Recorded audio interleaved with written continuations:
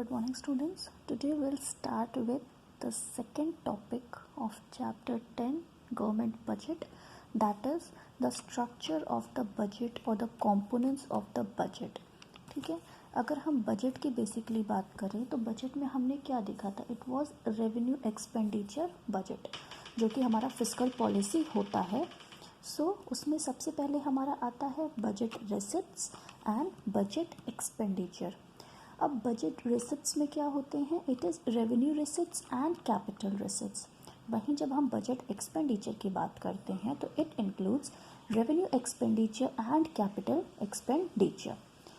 अब अगर हम बात करें बजट रिसिप्ट्स की, so what is budget receipts? It refers to estimated money receipts of the government from all sources during fiscal year. ठीक है, एस्टिमेटेड मनी रिसिप्ट्स जो गवर्नमेंट की होती हैं from all the sources during a fiscal year और a financial year. अब इसमें दो टाइप के रिसिप्ट्स हम इंक्लूड करते हैं. पहला आपका होता है revenue receipts and next is your capital receipts. वहीं अगर हम बात करें बजट एक्सपेंडिचर की, so it refer to estimated expenditure of the government during the fiscal year. ठीक है, गवर्नमेंट के बिहाफ पर जो एस्टिमेटेड एक्सपेंडिचर होता है during a fiscal year, that is called your budget expenditure.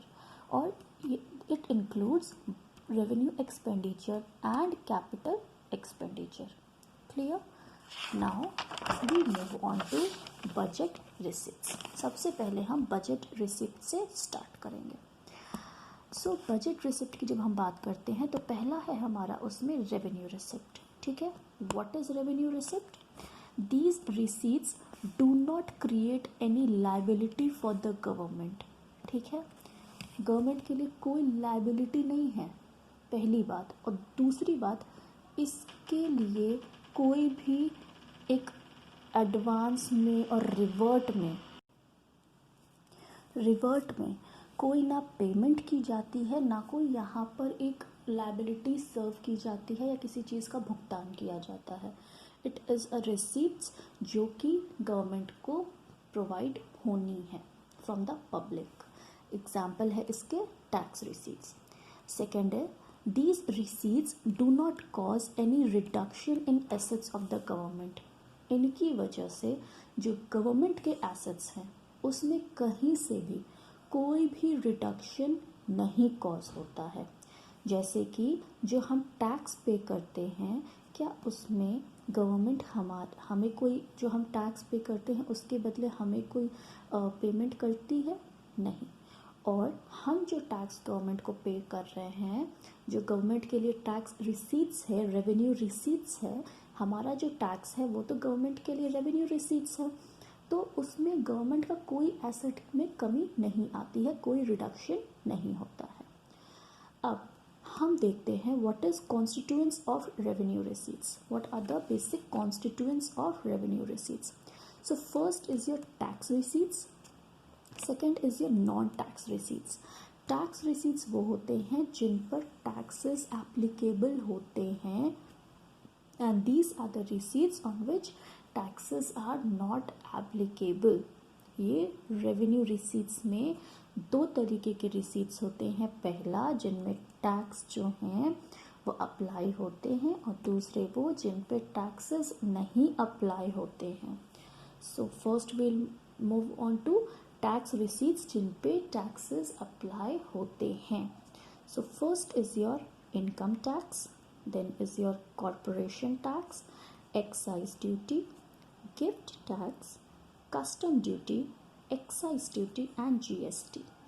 ये सारे जो हैं टैक्सेस हैं जो कि गवर्नमेंट जो है इम्पोज करके अपने रेवेन्यू रिसीट्स यहाँ से कलेक्ट करती है. नेक्स्ट, ये भी रेवेन्यू रिसीट्स हैं, but these are tax free. These are fees and fines, escheat, special assessment, income from public enterprises, income from sale of spectrum and grants और डोनेशंस. ये भी रेवेन्यू रिसीट्स है government के, लेकिन these are tax free, इन पे tax applicable नहीं होता है। Now we'll move on to what is tax receipts. सबसे पहले अब हम देखते हैं कि what are tax receipts. So tax receipts, a compulsory payment to the government by the households, firms और other institutional units। ठीक है, एक कंपल्शन है जो गवर्नमेंट द्वारा हाउस होल्ड पर, फर्म्स, इंस्टीट्यूशनल, जितने भी ट्रेड एंड कॉमर्स में इकोनॉमिक एक्टिविटी में इन्वॉल्व हैं, उनके ऊपर एक कंपल्शन है पेमेंट करना गवर्नमेंट को। ठीक है, and these are called your tax receipts. अब हम आ जाते हैं टाइप्स ऑफ टैक्स रिसीट्स की। अगर हम टाइप्स पे आ जाएं तो first we have is progressive and regressive taxes, then we have value added and specific taxes, and then we have direct and indirect taxes.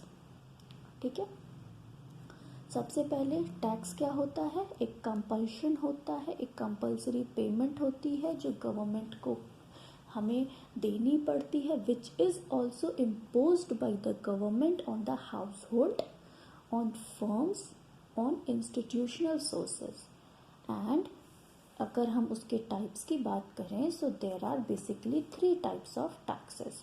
First is your progressive and regressive taxes, second is your value added and specific taxes, and third is your direct and indirect taxes।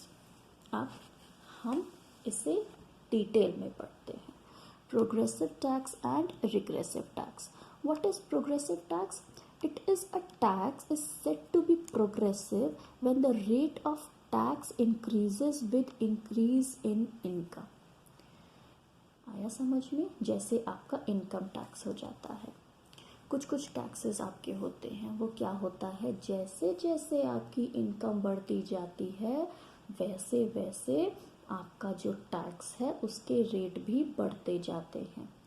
And this real burden of tax is more on rich and less on the poor.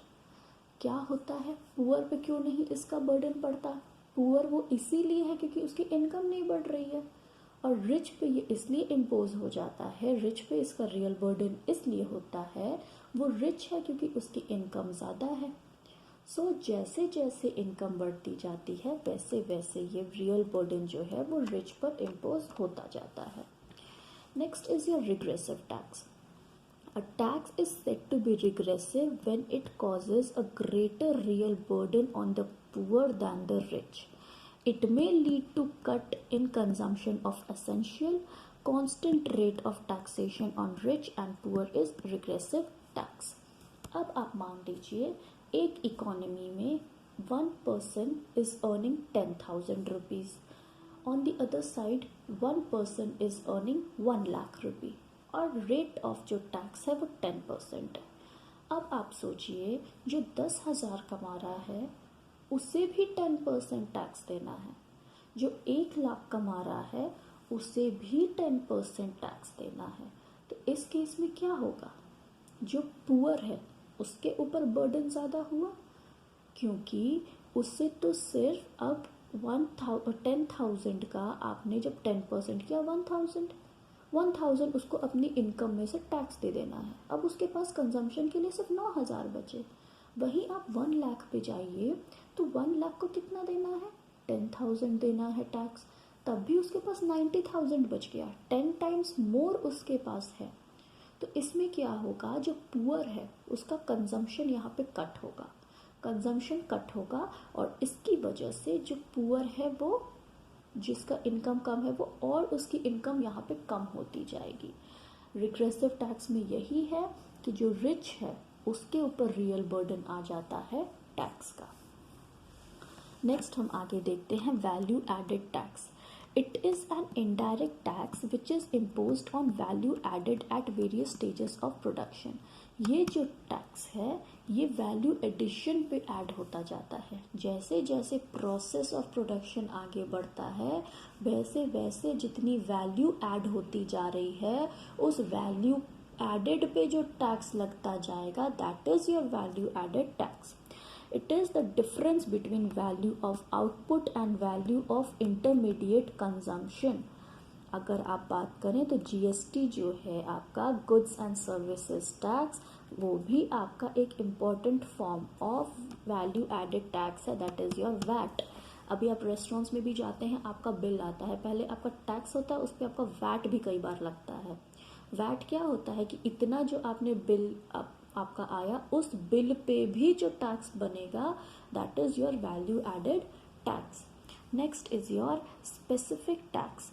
These are the tax which is levied on the commodity on basis of unit size और weight। ये क्या होता है, इसमें different different tax rates होते हैं sizes के लिए, यूनिट्स के लिए, वॉल्यूम के लिए। 10 यूनिट पे इतना टैक्स लगेगा, 20 यूनिट है आपका तो इतना टैक्स लगेगा, 30 यूनिट है तो इतना रेट ऑफ टैक्स लगेगा। इसमें क्या होता है कि स्पेसिफिक रेट्स होते हैं स्पेसिफिक यूनिट साइज या वॉल्यूम के लिए जिसमें भी आप वहाँ पर डील कर रहे हैं। आपके मेजरमेंट, आपके साइज, आपके वॉल्यूम के हिसाब से आपका जो है वो टैक्स वहाँ पर इम्पोज किया जाता है। Next we move on to the third type, that is the direct tax and the indirect tax। अब what is direct tax? It is the final burden of which is borne by the person on whom it is being imposed। Direct tax का मतलब यही होता है कि जिस पर impose किया गया है वही इसको पे करेगा। जैसे इनकम टैक्स, आप इनकम जनरेट कर रहे हैं, आप इनकम अर्न कर रहे हैं, उस इनकम पर जो टैक्स लेविड होगा, जो उसका टैक्स बनेगा वो आप ही पे करेंगे, कोई और नहीं पे करेगा। आपको अपनी इनकम में से ही उस पर जो टैक्स है उसको वहाँ पर पे करना पड़ेगा, वो आप ट्रांसफ़र नहीं कर सकते। जो डायरेक्ट टैक्सेस होते हैं दैट आर नॉन ट्रांसफरेबल, ठीक है। वहीं अगर आप इनडायरेक्ट टैक्स की बात करें तो initial burden is on one person but he shifts it to another person. जैसे आजकल के शॉपकीपर्स, क्या होता है कि जो जीएसटी आपका आया था ये उन्हीं के लिए तो था, उन्हीं को पकड़ने के लिए। कैसे? अब जैसे एक सेलर है, प्रोड्यूसर है, उसके ऊपर मान लीजिए एक प्रोड्यूसर के ऊपर मान लीजिए एक प्रोड्यूसर पे आप लोग मान लीजिए कि एक टैक्स है वो लेविड है।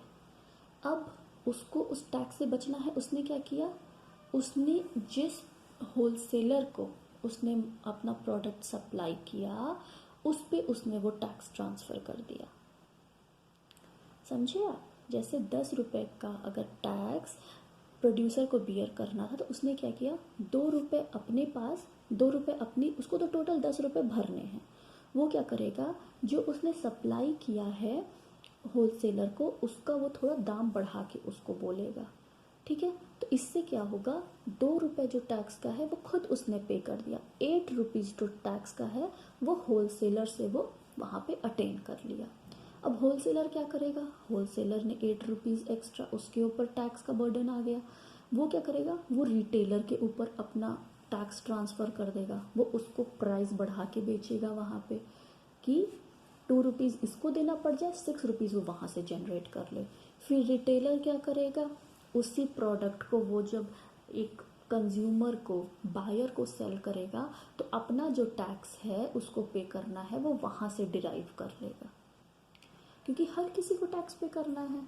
एक रिटेलर होगा जो शॉप वहाँ पे ओपन करके बैठा है, उसे भी टैक्स देना है, तो उसको पता है कि मेरा 1 साल का टर्नओवर मान लो 1 लाख का आ रहा है, ठीक है, 1 लाख पे मुझे टैक्स देना पड़ेगा। तो वो इस तरीके से अपनी सेलिंग करेगा कि 1 लाख जो है उसमें जो कंज्यूमर्स हैं उनको इस रेट पे वो अपने प्रोडक्ट को सप्लाई करे कि वहाँ से वो एक्स्ट्रा पेमेंट उनको करना पड़े, प्राइस से थोड़ा बढ़ा के वो वहाँ पे सेलिंग करे, जिसकी वजह से जो उसका टैक्स है वो अपने सेलिंग प्राइस में कंज्यूम कर सके। इससे क्या होगा, उसने जो जिस प्राइस पे उसने परचेज किया था वो उसने वहाँ से अवेल कर लिया, उसके बाद उसने वहाँ से अपना प्रॉफिट भी अवेल कर लिया और अपना टैक्स भी बचा लिया। इन्हीं सब चीज़ों को पकड़ने के लिए जीएसटी का फॉर्मूला आया था कि आप कुछ भी खरीदें, आप बिल बनवाएं। बिल बनेगा तो बिल के बाद फिर उनकी बैलेंस शीट होगी, ऑडिटिंग होगी, तो यहाँ पर सारे जो उनके ब्लैक मनी जो वो अपना लिक्विड फॉर्म में कॉन्ट्रैक्ट करके रख लेते थे वो अब नहीं कर पाएंगे। This was the basic need to adopt the GST formula.